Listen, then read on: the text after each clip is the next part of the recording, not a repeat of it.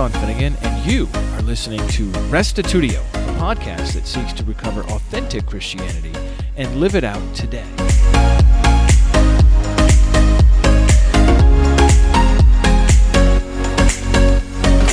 Did you know the Unitarian Christian Alliance just launched a podcast? In this interview, Mark Cain explains what he aims to do with this newest addition to One God podcast and how the UCA podcast is different from the others. Ultimately, he wants to see Unitarian Christians carry ourselves with confidence, knowing that our faith is firmly rooted in the Scriptures. Here now is episode 368, introducing the UCA podcast with Mark Cain.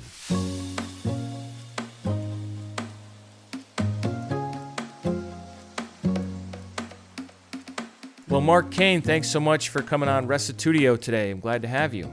It's a pleasure, Sean. Thank you. Today we're talking about the UCA podcast, Unitarian Christian Alliance, and I'm real excited about that and what you've been up to there. But before we get into that, let's hear about you just a little bit. Can you share a little bit about your background and maybe a little bit about the Cain dynasty, which not all of our listeners might be aware of? Well, my father was a pastor in the Church of God General Conference, so I grew up with him as my pastor. He had a difficult childhood and didn't have a lot of self-confidence, so his habit was to write manuscript sermons out, every single sermon, even to the point of putting laughter in parentheses in spots. Wow. But the result of it, because he was actually really smart and a very humble guy, is I had 35 years with him as my pastor, listening to well-considered, carefully presented sermons. And I think that kind of exposure to really good content helped form my mind. And my dad had 5 children, and my 2 brothers are also pastors in the Church of God General Conference. I was going to be a pastor. And my 3rd year at Atlanta Bible College, I realized I would rather do radio. So I came home and told my dad the sad news that I wasn't going to follow in his footsteps. And he wasn't nearly as sad as I thought he would be. Wow. Yeah. He was like, that's fine. What are you going to do then? I was like, well, I kind of want to do radio. I'd actually had a dream of doing talk radio in the early days. I thought that people like Hank Hanegraaff and the Bible Answer Man program were just atrocities. And I knew it could be done better. So I wanted to have a talk show. Wow. You definitely have a voice for radio. Well, thank you. I went to radio training to get into the radio business, and I did do some radio. I played Black Gospel from midnight to 5 a.m. on a local AM radio station. And it didn't take us all too long, my wife and I and my mother, to realize this was not going to go well. I'd probably have to be in the industry for 15 years or more before I could finally do something. And then I'd have to find a Christian radio station that wanted a heretic to have a great program on there. Yeah, so I changed my mind. And what did you go into? I went into software instead. Went back to school, got a computer science degree, and now I work at a medical imaging company. Okay, very good. Yeah. So for you, there wasn't a moment where you came alive theologically or as far as living out your faith. You were somebody who was raised in the faith and then never really decided to stray from it. Yeah, I would say that's accurate. I had it from childhood all the way to adulthood. As I said, my father was my pastor for 35 years because I moved back in with him after college for a few years while I got my bearings together and got some radio training. And then I attended church with him there in Northeast Ohio. He was always the biggest influence on me theologically, and he was a very humble and gracious person. And I think that helped me tremendously. He was kind to me when I came through back in, what was that, 2000-something, 2005, 7, somewhere in there. Yeah. I remember you coming through. I remember you too. Like, oh, look, another Cain. Yeah. Oh, boy. Yeah. The Cain, you mentioned the Cain dynasty. He had 5 kids, and we've all had additional children. So there's actually, I think, 35 or more through marriage people in our extended family as a result of my dad, who could have easily gone a different direction, which is another story altogether, but he didn't know what to do with his life. And he was about to get into a car and go sign up to be in the military for lack of anything to do. And he got a call from the pastor of the local church, and said, hey, have you considered a Bible college? So that little transition in his life where he went to Bible college, met my mother, became a pastor, now has resulted in 30 plus people and is an extended family who are also in the faith. We're all Unitarian Christians and active. It's really quite amazing. Yeah, yeah, really example that I hope my family will follow. But it's a tricky thing to micromanage that, right? But so let me ask you this: when did you realize that most Christians had a different view of Jesus than you and your church and your denomination? Was that early on or later in life? Very early. I was in probably by junior high and high school. I would go over to a friend's house with a concordance and the diaglot, which is the old Greek Benjamin interlinear. Wilson. Benjamin Wilson. Yeah, I had that. We would go over to a friend's house. We'd stay up late arguing theology into the night. Wow. High school. Yeah. That's pretty cool. So one last question about you. What ministries are you currently involved with? Well, currently I have multiple hats at our local church. Treasurer, elder, fill-in speaker, musician. I do that. At our conference level, first in our state of Ohio, I'm currently the president of the Northeast Conference. It's a small group, but we have a great camp every year. And going one step beyond that, I'm also currently serving on the board of directors for the General Conference, which is the whole denomination, the Church of God General Conference. And then on top of that, I'm a member of the UCA board, which is how I ended up doing a podcast, I think. Wow. You're super involved. Yeah. In the last 2 years, everything has changed. I went from just being focused on the kids, getting the kids grown up and, my job. And 2 years ago, I think Converge actually was what started it. The Converge event that we had. Yeah. A lot of Unitarians came and met in Northeast Ohio. I got to help with that. And that was probably a pivotal moment as far as how we ended up with the UCA podcast. I hadn't met a lot of others outside of our denomination over the years. Most of the people I would meet are people I would disagree with and have arguments with, just typical Christians.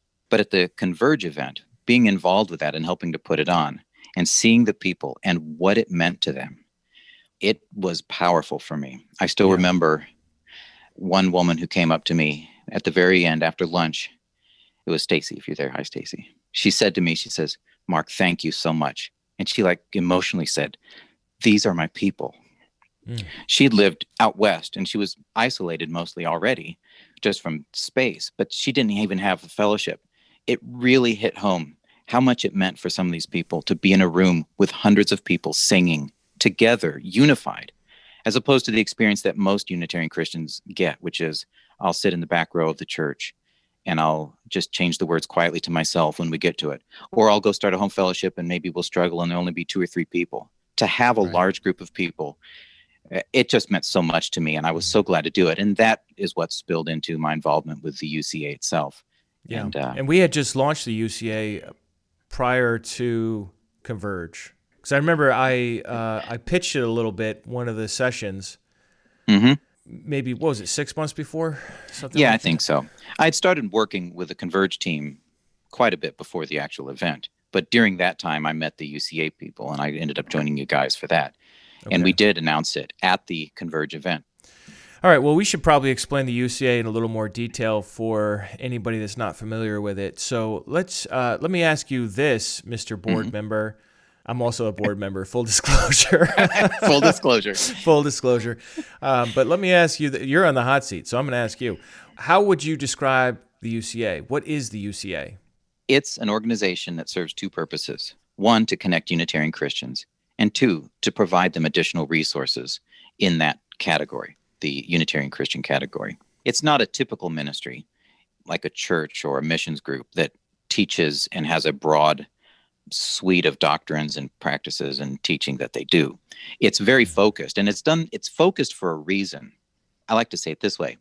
There's a reason that homeless shelters exist, and it's because there are homeless people. And a homeless shelter serves that purpose. The homeless shelter doesn't serve every purpose under the sun, or you might just exclude people from coming into the homeless shelter. It'd be like, well, we only accept homeless people who have signed this statement and who do this or who do that. To me, the UCA is sort of like a homeless shelter. There are Unitarian Christians all over the world that feel rather isolated. They feel disconnected, and they want fellowship. They want others because of how the church has basically treated them. And for that purpose, then, we created this network. The UCA has a member directory that uses like postal codes in countries to find others that would be near you. It's just to connect people together. It's to create fellowship. There's no middleman there either, right? I mean, people can just directly connect with each other. Yeah, the intention was to make it crowdsourced, basically, so that there isn't somebody who has to sit there and read through every application to be a part of the UCA, because, I fully expect that there will one day be tens of thousands of people in here. That's my optimism. But there are that many people in the world who are Unitarian Christians, plenty more than that. And nobody will manage tens of thousands of people manually. It has to just be, hey, here am I. I'll go in and I'll sign up and I become a member of it. And now I can find people and reach out to people near me. And it just works. We don't, hands off. We can't manage that many people. So by making it broad, by making the statement, we call it the affirmation, very simple, that we believe that God is one and he's the Father of Jesus, our human Messiah. That simple statement casts a net much wider than a very detailed list of doctrinal distinctives. And it's not that those other doctrines aren't good and valuable. It's just that if we want to meet Unitarian Christians in all walks of life who've come from all sorts of denominations and are literally floundering sometimes, where do I go next? This is a place that they can go. You got kicked out of your house, you're walking down the street, you go to a homeless shelter. You got kicked out of your church and you want to find somebody. Well, you go to one particular Unitarian group and maybe they have all sorts of statements that they believe, and you're like, I don't know what any of these things even mean. I don't know if I'll feel welcome. Well, you can feel welcome at the UCA. You'll become exposed to those other people through fellowship and linking. That's how you meet them and how maybe you learn some of the other things that are going on out there. But at least there's no barrier to entry at the UCA. Right. And we should also mention that UCA, as you've said in the podcast, is nothing to do with the Unitarian Universalists, who many of whom are not even Christian or don't even accept the Bible as any kind of authority. That we are Unitarian Christians, which is different than Unitarian Universalists. Yes. And that distinction, I think, is pretty important. Let me ask you, I'm sorry, were you going to say something else there? Well, I was going to say, I made a point of mentioning it in the first 3 episodes at some point in each and every episode, because it is confusing to people. Well, yeah, the U word has been dragged through the mud. That's unfortunate, but it is the word that describes the belief that all Jews have, all Muslims have, and I would argue all early Christians had as well, including Jesus.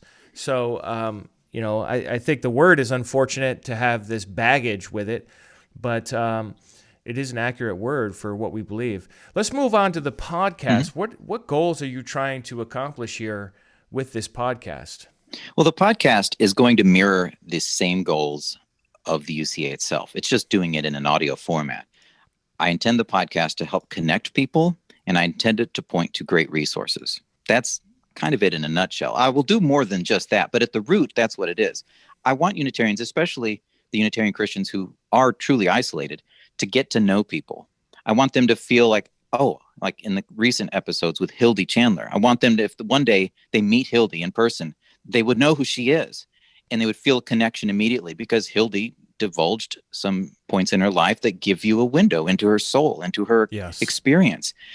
So the goal is to have a lot of people on the UCA podcast, a lot of discussions, a lot of personal human interest kind of interactions, so that you get to know them and you feel more connected to the other Unitarian Christians. And you have great discoveries of how people dealt with being a Unitarian in this world. As I like to say in my show description, it's about living as a lowercase u Unitarian in a Trinitarian majority world. There are a lot of nuances to that experience, and people have felt it in many different ways. I want people to experience it through other people's eyes. I want them to appreciate what other people have gone through. There aren't that many Unitarian Christian churches in the world. I happen to be born into one, and I've lived my whole life this way. Many people who come to this understanding get there through very bumpy processes, and it wasn't smooth. This is an experience for me to also enjoy and learn from how they got there and what happened and how they live, what they do. I want to cover a lot more than just, hey, tell me how you became a Unitarian Christian. How did you, that's interesting. But after 50 or 60 shows of people saying, what their favorite verse was that turned their mind around, that's going to get old. I want to know about what they do. I want to hear the stories in their life. One day I'd like to have a chaplain on. How does it work being a Unitarian Christian as a chaplain, where you're serving people of all people, like in a hospital, you're just sitting down with somebody who may have no understanding of theology. Right. You're looking for the broad scope. You're looking for the big umbrella, and you're looking to help people have a place to land. I mean, what was it, just today or yesterday, we had somebody come in the Facebook group, and this happens all the time, where somebody will reach out on email or some other medium and said, hey, I'm new here. I don't really know anything about who you people are, but I've come to see that God is one, so help me out. And so I really like that homeless shelter analogy, and the podcast can be a way to further that reach of telling the stories of different people. Now, let me ask you this, and this I don't want you to take this question in the wrong way, but I think it is kind of an obvious question to ask. Considering the fact that there are so many other Unitarian Christian podcasts out there already, why do we need another one? Well, Sean, this podcast is serving a different kind of need. There are already theology podcasts that exist. Dustin Smith has one on biblical Unitarianism. Yours is a very broad, I consider it like a smorgasbord. You can go back to your history of episodes and probably find something on everything. Teachings, classes that you've done, theology. It's just, it's really broad. And like Dale Tuggey's podcast is very focused on the topic of the Trinity, but it's more theological. The way I describe the UCA podcast, it's not a theology podcast, but theology is sitting on the front row with its hand raised, saying, ooh, me. It's right there, but it's not the point of the show. The point of the show is to meet the people, and the theology is what brought us there and what makes it unique and interesting to other Unitarian Christians. It's just a different kind of thing. It's focused mostly on human interest. Yeah, it seems more of a community approach. Yeah, I intend to actually, over time, interview lots of podcast hosts. I don't know how many there are ultimately out there doing programs which are Unitarian Christian theology. Well, you got Bill Schlegel as well. Yes, the Bill One Schlegel's God report. Yeah, Bill Schlegel's podcast is an excellent example, and he even has some interviews as well. I mentioned his interview with that family in one of my podcasts because I want people to know that there are other resources out there. My goal is to point them to things and let them know this stuff could be helpful here, that could be helpful over there. So it's really, I'm just pointing my finger. Yeah, I think there is a sense in which we're not in competition with each other. Rather, it's the sort of situation where we all work together to lift each other up, and that together we're stronger.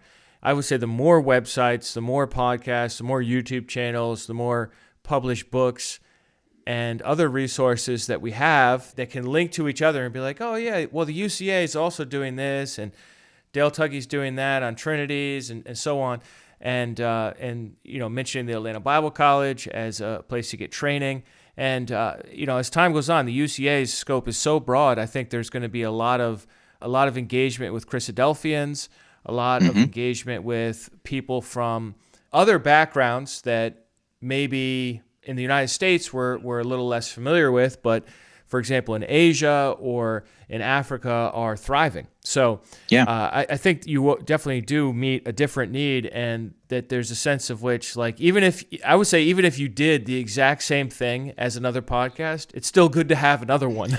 Yes. Just for more links on Google's search engine algorithm and whatnot.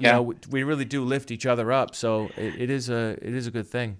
Yeah, I mentioned that to Hildy in one of our interviews. I said, well, there's the more resources that exist out there, the better it is for somebody searching the internet, because they might ask a very specific question about a very particular thing, and you want them to hit something. The last thing you want is for somebody to ask a really good question on Google and to come up with only one-sided answers that are traditional Christian and not hit upon an alternate perspective. So we're all doing our part. Talk to me about your style a little bit. To be honest, from your first episode, you sound like a New Yorker. Like half the time you're not serious. Where did you get that style from? And are you worried that people are not going to get your humor? Yeah, I guess I'm a little worried about that. I don't know where I got it from. I grew up surrounded by Unitarian Christians, going to events with Unitarian Christians. I learned to be very comfortable in this skin. As a result, I've eventually given up worrying what other people think. for the most part. I want them to have a good experience, but I'm not concerned that they will think something specifically about me. And as a result, I have a little more fun than maybe I should. And it's possible. No, I don't tone it down on my account. I love it. Yeah. So I'm going to make a point to poke my finger in different areas. I don't feel that only Trinitarians need to have, hey, knock, knock, knock. This is a little strange, because we all do it. We all have this problem. I've generally recognized that nobody is really good at this. We all are subject to the things that we heard when we grew up. We're all warped by the society we live in. And it takes deliberate effort to back out, to calm down, relax, to be comfortable with discomfort, and let something mull over in our mind and be like, I don't understand this. And it's okay that I don't understand this. I don't know where to go with this. And it's okay that I don't know where to go with this. So I'm okay with asking hard questions or weird questions or poking the bear a little bit here and there. Sometimes I'll probably poke Unitarian Christians just as much as I poke the Trinitarian Christians, because we need it. It's okay to ask questions, to say, well, why do I think this way? Well, it's because my pastor always thought this way. And is that a good reason? So I'm a little cantankerous in what I do, but it's because I want it to be interesting. Well, that goes back to my radio desires. I listened to these programs that made me want to stick ice picks under my fingernails and then soak them in lemon juice. They were bad. I mean, the gall to have a program called The Bible Answer Man, where you just take one call after another and answer the question and then move on to the next call, as if there's a human who could really do that. And people would just treat him like, oh, yeah, he knows the answers. We're going to call and get the answer. Okay, thank you. Next caller. And it was so bad. It was so bad. I was like, I never got to listen to that one. I've heard of it, though. I have a few cassettes where I recorded them off the air. Just some of those moments where I cannot believe this happened. Like, we're going to hang up on you. And he hangs up on. Oh, it's terrible. But when I was at the Bible college, when I was attending, thinking I was going to be a pastor, I worked at the college in the publishing department. Gordon Landry, wonderful man, would have the radio on. And I was listening to WLS out of Chicago, and they had different kinds of hosts all through the day. So I heard several. And I remember thinking, we need a program that people want to listen to, that they just enjoy listening to. And you get that when somebody kind of goes a little bit New York, when they feel like, I'm just going to say this and I don't care, because it makes it interesting. So that's where I thought, okay, let's dump the Bible Answer Man model and let's go with, hey, this can actually be fun. I want Unitarian Christians, especially those who have been very accustomed to being quiet, timid, like I don't want to say too much. I mean, that is the experience of so many of us. I want them to hear me just going to town on something, just having a little bit of fun with it, laughing, using sound effects, stopping by a car dealership, whatever it takes. And like, hey, this is cool. It's okay to be a little more forthright about your beliefs, at least, or maybe enjoy it vicariously through me. If you still want to be timid, that's fine. But know that there are some people out there who really don't care anymore and are willing to say whatever. I think that's awesome. That's awesome. I just see this all the time, to be honest. And what the UCA is encouraging all of us to do is to stand up, raise your hand, and be counted.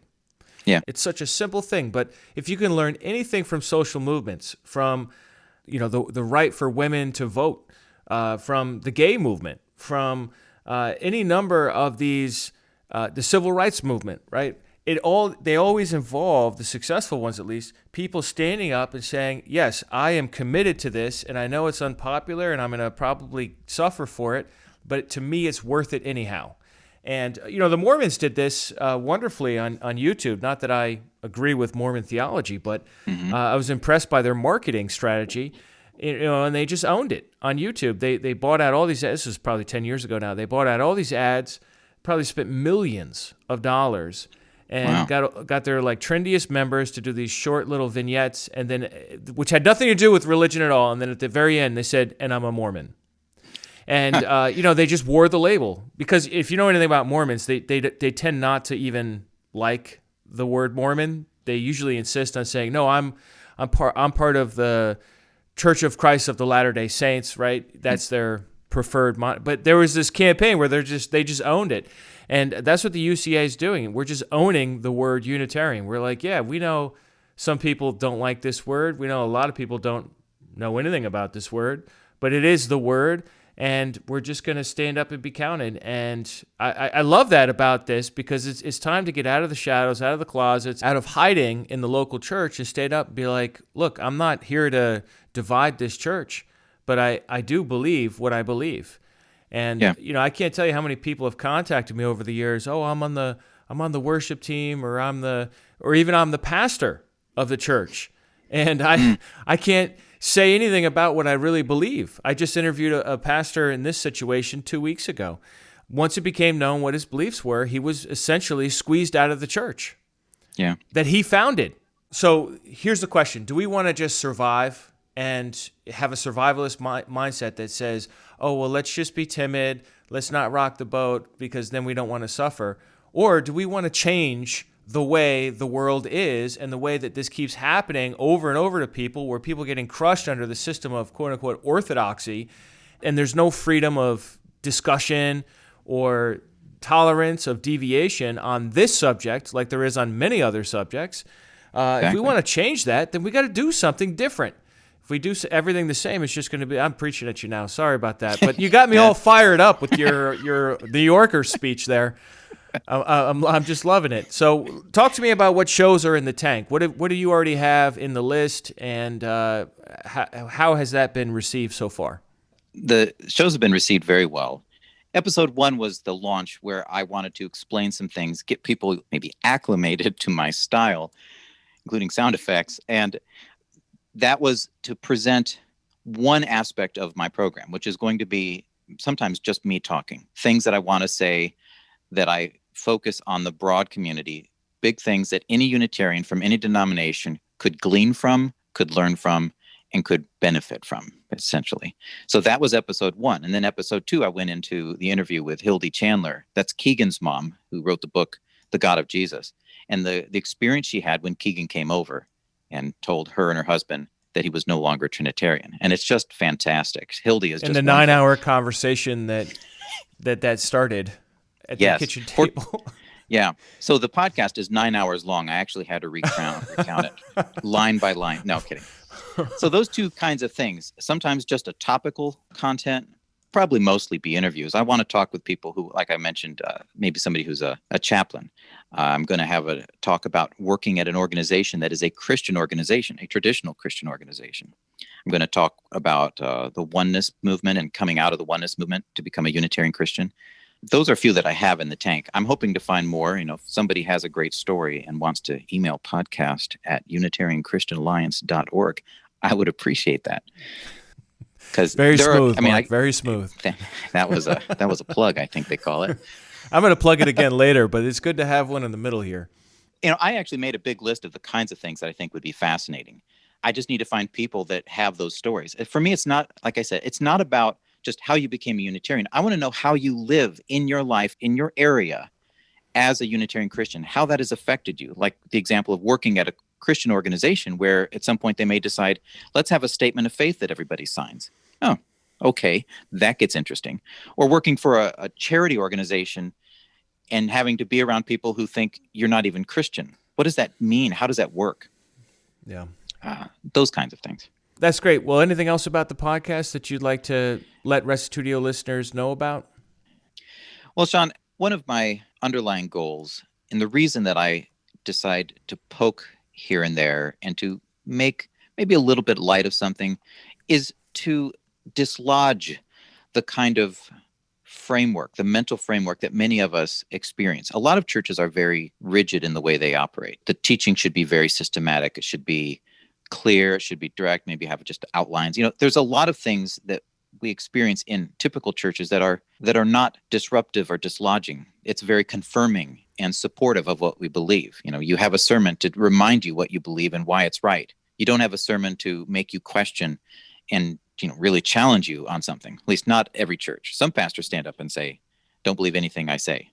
Look it up for yourself." Other pastors kind of take the role of, "Hey, if you ask questions after church, I'm going to look at you funny, and you probably need to be somewhere else." There's a spectrum of people.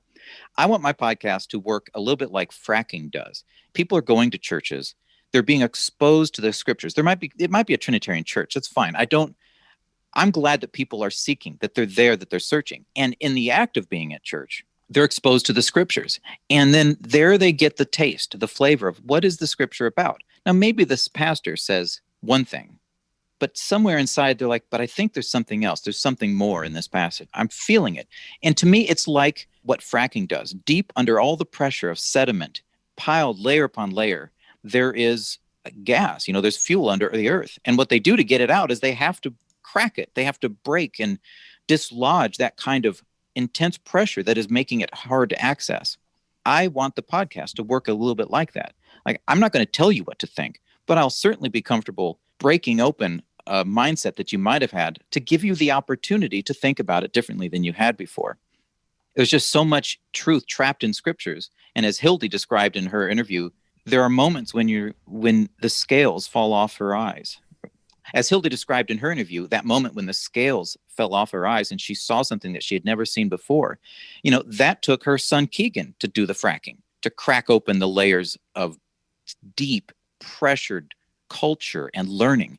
I intend the podcast to work that way as well. So instead of telling people what to believe, I want them to be able to think better. I want them to be able to think more freely, to not worry so much about what will so-and-so say if I'm reading a book on this, or what will they say if they see a heretical book on my coffee table when they come over? I'm like, hey, I'm just learning things. It's okay. It's okay to learn things. It's okay to discover and study. It's okay to ask hard questions. Yeah, I think a lot of times the fear of asking hard questions keeps us in bondage, and the information age presents us with an opportunity to get answers to hard questions in a reasonable way. Whereas in the old days, like if you didn't live near a proper library, a university library, forget about the times when there weren't universities yet, your access is so limited. But now today we live in this incredible time where I believe a reformation is already underway. I mean, these things can't be identified a lot of time until a generation or two later when you look back on it. But my goodness, just in my lifetime, I've seen incredible growth of the Unitarian Christian movement, and not just in my state or in my country. I'm talking about around the world.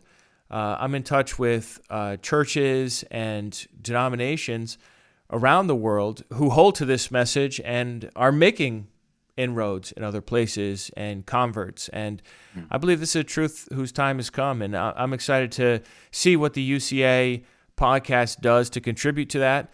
I think it really does fit a need, a niche where nobody else is really doing the same thing that you're doing. And no, certainly none of the rest of us have the radio training.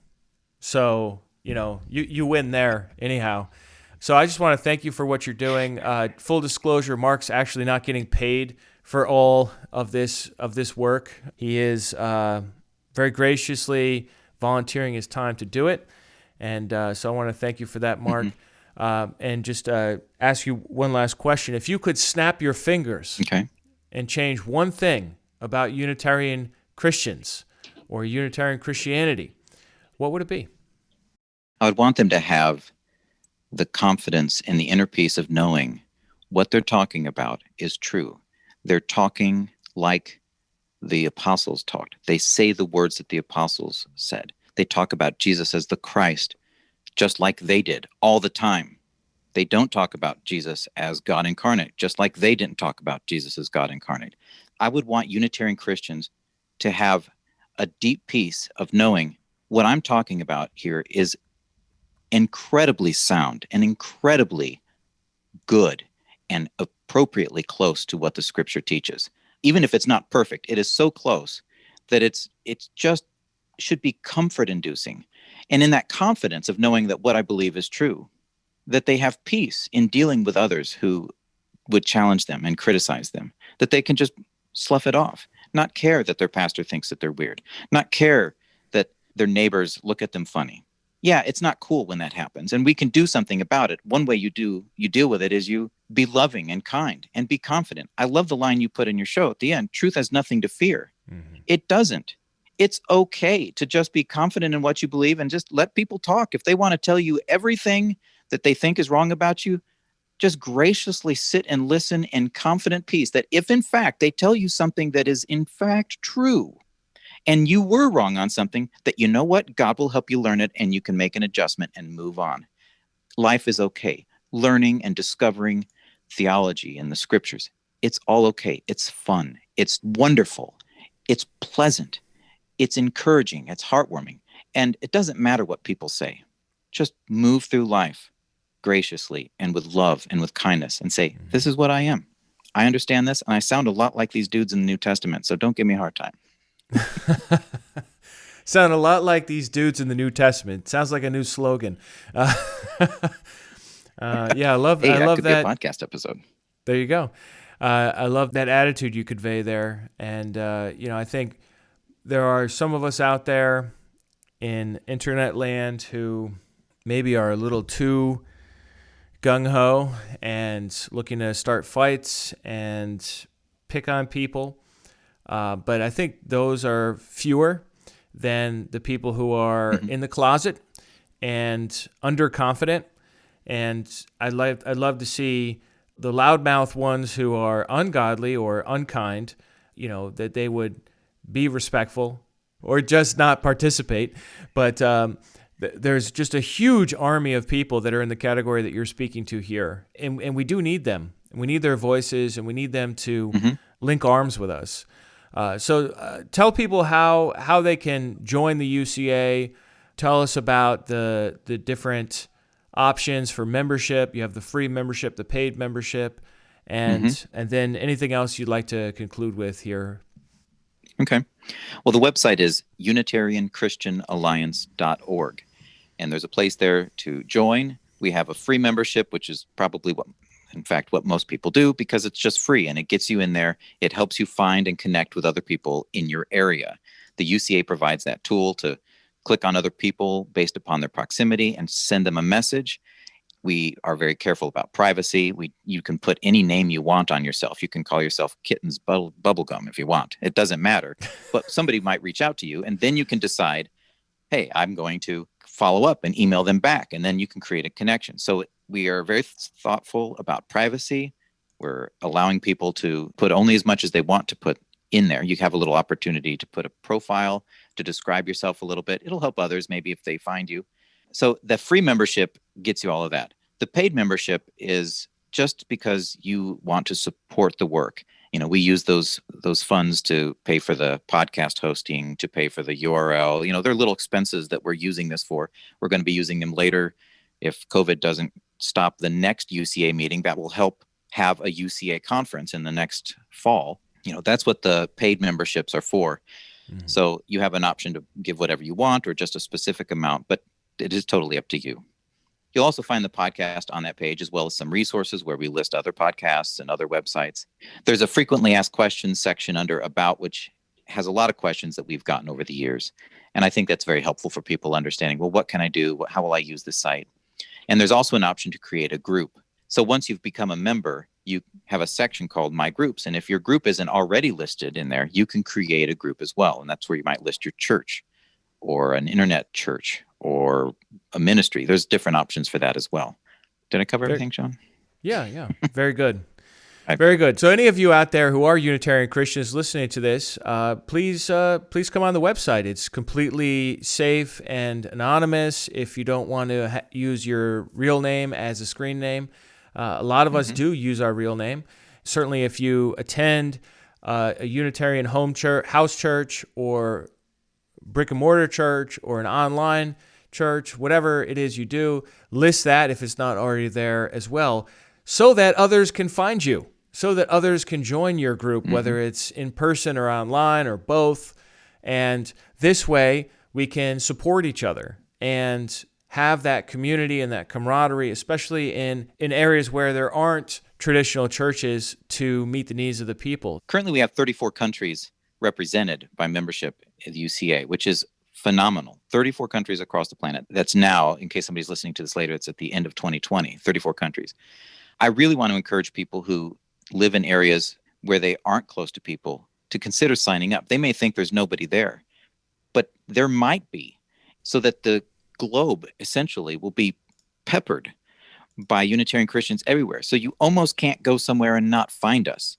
So that somebody anywhere in the future says, I think I've come to a different understanding. They go in, they find out, they become a member, and lo and behold, there's somebody 20 minutes from them.